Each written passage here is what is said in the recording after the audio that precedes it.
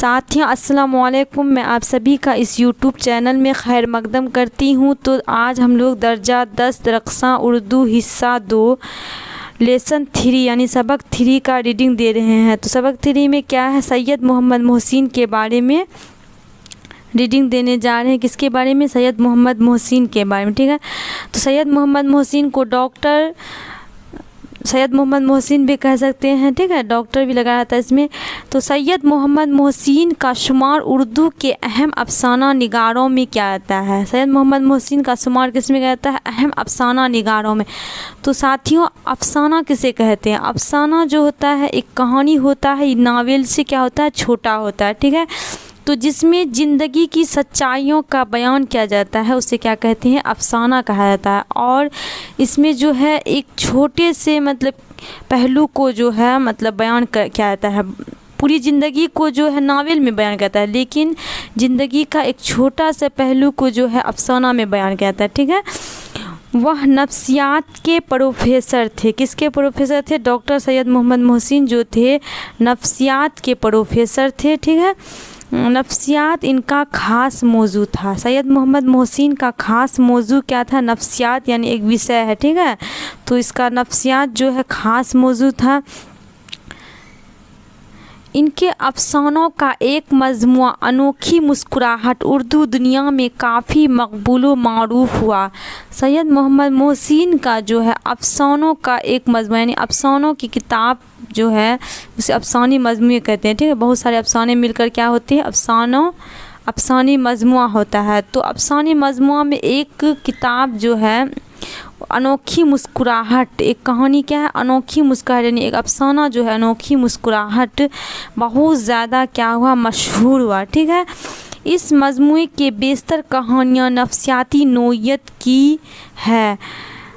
इसके जो मतलब जितने भी मतलब अफसाने लिखे हैं नफ्सियाती है। क्या है? नफ्सियात इनका, क्योंकि ख़ास मौजू जो था, ख़ास मौजू मतलब विषय होता है। ठीक है, ख़ास मौजू क्या थे? नफ्सियात थे। ठीक है, उसके बाद देखिए ख़ास तौर पर अनोखी मुस्कुराहट डॉक्टर सैयद मोहम्मद मोहसिन की ऐसी कहानी है जिसके ज़िक्र के बगैर उर्दू अफसाने की तारीख़ शायद मुकम्मल नहीं हो सकती। ठीक है, यहाँ पर ये बताया गया कि सैयद मोहम्मद मोहसिन का जो अफसाना है एक अनोखी मुस्कुराहट बहुत ही ज़्यादा मशहूर है। अगर इसका ज़िक्र नहीं किया जाएगा तो उर्दू के अफसानों की तारीख़ शायद मुकम्मल नहीं हो सकती है। ठीक है,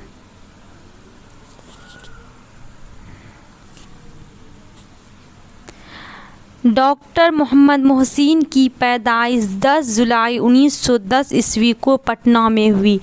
तो सैयद मोहम्मद मोहसिन को पहले बता चुके थे, डॉक्टर मोहम्मद मोहसिन भी कह सकते हैं। ठीक है, तो इसकी पैदाइश जो हुई थी कब हुई थी? 10 जुलाई 1910 ईस्वी को। ठीक है, उसके बाद ये पटना में हुआ था। पटना जो है क्या है? बिहार की राजधानी है, यानी हम लोग के बिहार में ही ये पैदा हुए थे। ठीक है, अब देखते हैं इसके वालिद का नाम। इनके वालिद का नाम सैयद मोहम्मद रशीद था।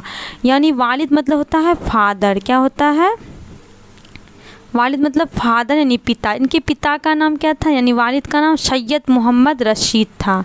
ठीक है, मोहसिन साहब ने 1926 ईस्वी में राम मोहन राय सीमेजी पटना से मैट्रिक का इम्तिहान पास किया। अब देखिए मैट्रिक का इम्तिहान जो है ये कब पास किया? 1926 ईस्वी में। और किस हाई स्कूल से? तो राम मोहन राय सीमेजी, कहाँ से? पटना से। ठीक है, उसके बाद देखिए 1928 ईस्वी में पटना कॉलेज से आईए।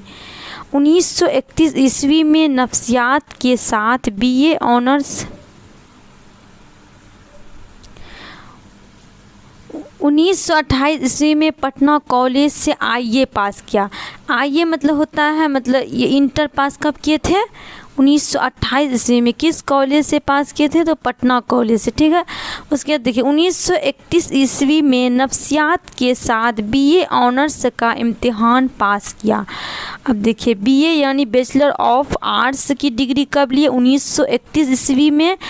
किस मौजू पर? नफ्सियात इसका मौजू यानी नफ्सियात ही विषय था, इसलिए नफ्सियात के प्रोफेसर बने। ठीक है, तो बीए ऑनर्स नफ्सियात ही रखे थे। नफ्सियात सब्जेक्ट में जो है बीए में जो है नफ्सियात सब्जेक्ट ही क्या रखे थे, ऑनर्स रखे थे, ठीक है।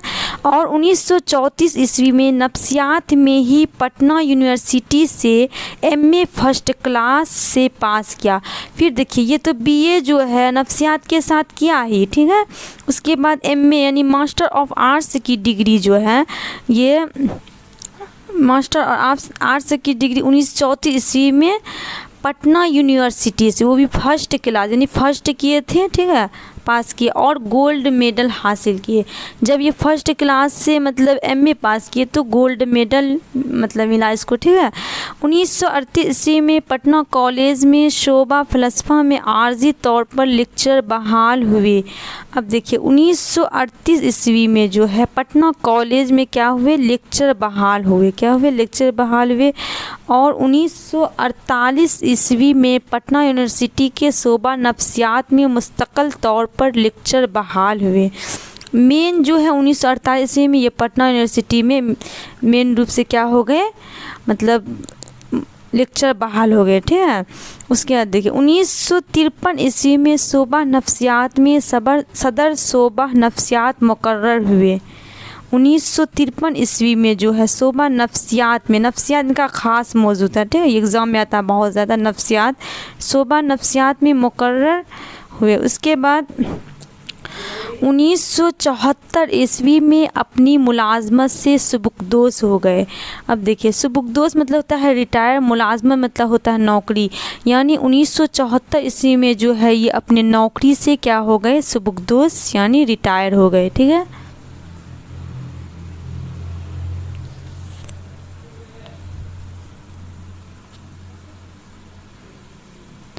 इनकी किताबों में अनोखी मुस्कुराहट, अफसानों का मजमुआ, नफ्सियाती जाविये, नफ्सियाती मज़ामीन का मजमुआ, ज़ख्म के फूल, शेरी मजमुआ बहुत अहम है। यानी इनकी किताबों में जो है अनोखी मुस्कुराहट, अफसानों का मजमुआ, ठीक है, अफसानों का मजमुआ में क्या है, अनोखी मुस्कुराहट बहुत ज़्यादा मशहूर है। उसी तरह नफ्सियाती मज़ामीन में जो है नफ्सियाती जाविये मशहूर है।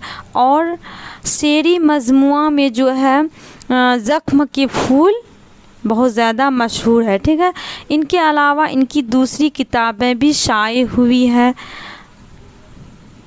सैयद मोहम्मद मोहसिन को 3 बेटे और 4 बेटियां थी। कितने बेटे थे, 3 बेटे थे और 4 बेटियां थी, ठीक।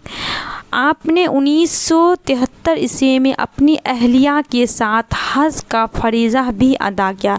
यानी सैयद मोहम्मद मोहसिन जो थे 1973 ईस्वी में, कब, 1973 ईस्वी में अपनी अहलिया यानी अपनी बीवी, अहलिया मतलब होता है बीवी, अपनी अहलिया के साथ क्या किए, हज किए थे, हज का फरीज़ा अदा किए थे, ठीक।